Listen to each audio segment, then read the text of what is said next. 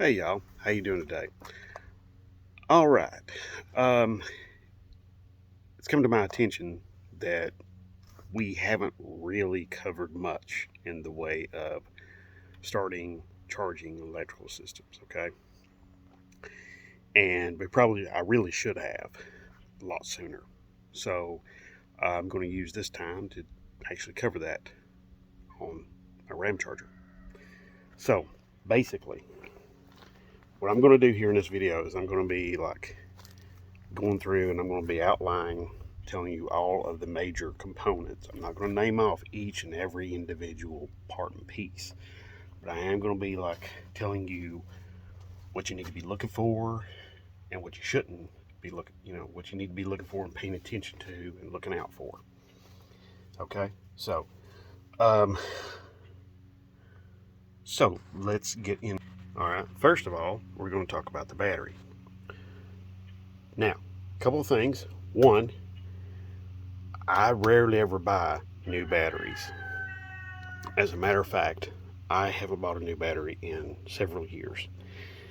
And I almost always buy used batteries, keep them charged up, and just keep them around for vehicles that need them. So you can use that little bit of information to help you out when you do need a battery for a vehicle. But there's a little bit of important information here about this battery. One is the cold cranking amps, and that's at 0 degrees Fahrenheit too. You can see there, but it's 730. Okay, and your cranking amps is 910. Now, when it comes to batteries, I always like to go big. I don't like a small, you know, battery that's not going to do the job unless we're talking about a race car or something like that, where the weight could be a tremendous factor. In this particular instance, it's not. So it's not that important. But a good, stout, strong battery definitely is. Which, now, another thing to pay attention to, battery terminals. Very, very important. You want these terminals to be corrosion free. No corrosion at all. Uh, the fuzzy white or green or whatever kind of color corrosion you have growing on these, you want to keep that at a minimum. Uh, Best thing to do, keep these clean. Uh, you can clean them with a little bit of baking soda and water.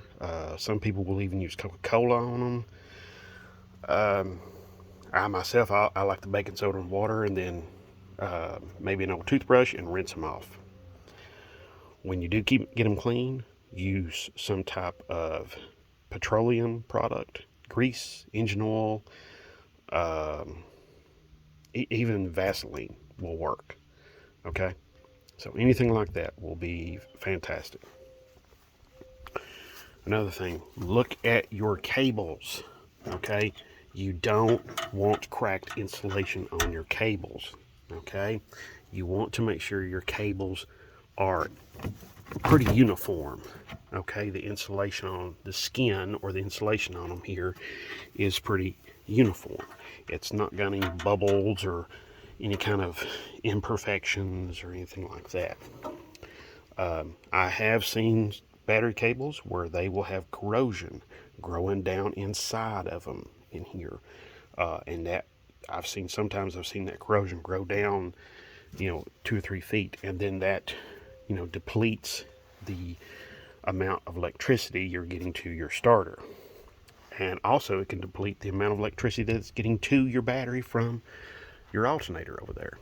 So, um, so you definitely want to keep all of these guys in really, really good shape. Starters, you want to make sure they're not dragging or anything like that.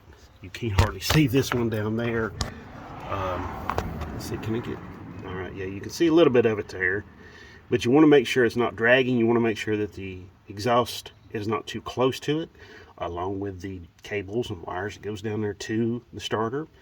You also want to make sure if that does happen, it will melt the interior portions of the starter and basically burn it up. Also, too, you can make, if that is the case, you can make like a heat shield, or sometimes buy heat shields to put around your starter to keep the heat from being such an issue. There's also companies like DEI that makes heat wraps and things like that for starters. So that can be or heat wrap to put on your headers or exhaust pipes, and that is a very important thing. Another thing is, if you're turning the engine over, you want to make sure that the starter snaps to life and continuously turns it over and is pretty constant and uniform in how it does that. If the starter is draggy, slow, not really coming along with it, then it will basically deplete the battery. It'll kill the battery, and it can also, doing it like that can also hurt the starter as well. Most every vehicle that uses a starter, at least, has a starter ring gear, which is inside the this one, it's inside the transmission on the torque converter. So there are some that has it inside the or transmission bell housing, that is. Inside the transmission bell housing, they have it on a flywheel or a flex plate, whatever you want to call it. This one has it on the torque converter. The alternator, you want to make sure your belts are good and tight. Each of them, they're not cracked, not heavily glazed or anything like that. If you are turning electrical components on in your vehicle, like wipers, especially high draw items like wipers, blower motors, anything like that, you can deplete, and then all of a sudden the alternator starts squealing, the belts start squealing.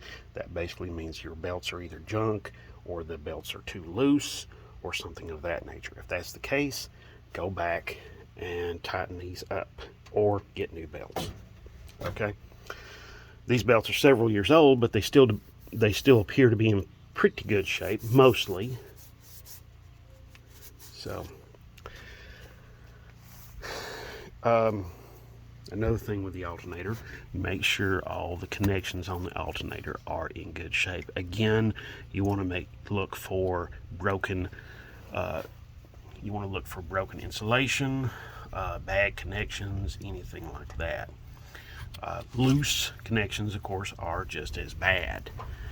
They can cause serious problems there with that as well. So do not keep this thing in good shape. Also, all the mounts, all the brackets and the mounts for the alternator, make sure that's in good shape too, because it's nothing, it doesn't, once you've got the correct mounts and everything for the alternator, it really stabilizes the alternator and keeps it in good shape, and doesn't, I've seen some alternators sitting here vibrating like that. And the thing about electrical components, their number one enemies are vibration and heat. So if you can eliminate some of that, either one of those, definitely do it. Not only that, if you're driving this thing long distance and the alternator sitting there wiggling back and forth on its brackets, then some crappy brackets, then they could break on you on a long drive and leave you stranded. So definitely don't want that to happen. Another thing to keep in mind, which is very important, but lots of times it gets overlooked, is this little guy right here. This is a ground strap. This runs from the engine block to the firewall. Okay, completes the connection. That's one of the connections you're going to need. This one bolts to the intake manifold. It can bolt to the block or the cylinder head. Any one of those, it does pretty good. You'll notice that my negative cable is bolted straight to my cylinder head. It can also be bolted to the block or to the intake manifold or the timing cover, but in this particular case I've got it bolted to the cylinder head. Okay, furthermore, what's next? Oh, this guy right here, this fella right here, this is your starter relay. Okay, In Ford speak, I guess this would be a starter solenoid. This one, yes, I know I've got to fix that. I've just not gotten, I've got this, there's this product I'm going to use called liquid electric tape. It does really well to cover these. I thought it'd be better than putting, electrical tape on it. So, furthermore, when these things go bad, they will, it's a real hassle. And they can go bad, but they don't go bad very often. So when they go bad, though, you can't start the vehicle up at all. Let's see. I think that's almost everything except for one more item inside the Ram Charger, which is right here, and that is the electrical switch itself. Now, you might be looking at this and say, wait a minute, that's not the electrical switch. That's not the starter switch. The starter switch is up here on the steering column. Well, no, it ain't. This is your lock cylinder, okay? All right? See? So you got your teeth there on your key. You stick that in, releases those tumblers, and then you can turn this. Now, this has a rod that it moves. As a matter of fact, I think I see the rod right here. So let's see if I can get it to move. Yep, see? So what that rod does is it goes down there and it activates the switch here. Okay? So what you want to do is you want to, if you have one of these 80s Dodge trucks and the ignition switch isn't working, don't be messing with this. This isn't your switch. That is down there and it mounts to the steering column. Okay, 2 nuts. And you can adjust, it does have some adjustment there in the bracket to get it to be in tune, in line with what this is doing up here. Okay, so very important. But those don't go bad very often, but when they do, yeah, you definitely want to make sure that all your connections going to them, all the wires, everything like that is in good shape. Oh, one more thing I just thought of, I want to tell you about is this guy, this fella right here. This is called the bulkhead connector. All right, you see there's a bolt here in the center. This is very important. If this guy goes bad, it's corrosion inside there, it's going to cause you all kinds of hassle. Look here, we have another little ground right here. See, the grounds are very, very important. They don't, some people don't think they are, but they really, really are.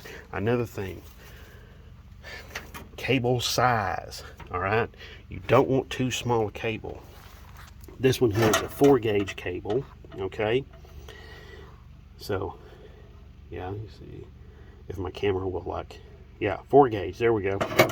Now this is a 4-gauge. They make bigger ones like 2-gauge and that sort of thing. So the smaller the number, the bigger the cable. So I think this in here is a 4-gauge as well. This is like standard size. Okay. You'll see big trucks though, they'll have the multiple batteries and they'll have much larger cables, starter battery cables on them.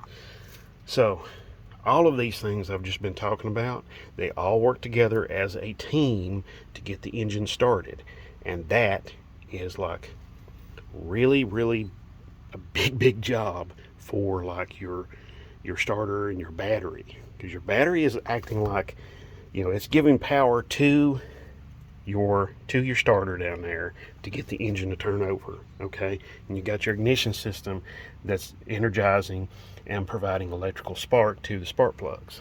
Okay, now once the engine's fired and running, then the battery is still providing power, but now the alternator is going to come into play depending on what the voltage regulator back there sees. Okay, and that's something I think I just about forgot to mention. But this guy, he's very important. He doesn't look very important, but he is. That's my voltage regulator here on this truck. And when these go bad, of course they will, overcharge or undercharge the battery. But when they go bad, which is not very often, yeah, they will overcharge or undercharge the battery, but look for any bad connections. They usually have two wires going to them and this strange kind of triangular looking plug. But when batteries do get overcharged, the sides will be very swollen out, okay? And you'll also smell rotten eggs, have a rotten egg smell. So, so that's quite a bit of information, I think, there in one video. But anybody has any questions at all about any of this stuff I've been talking about, feel free to, you know what to do.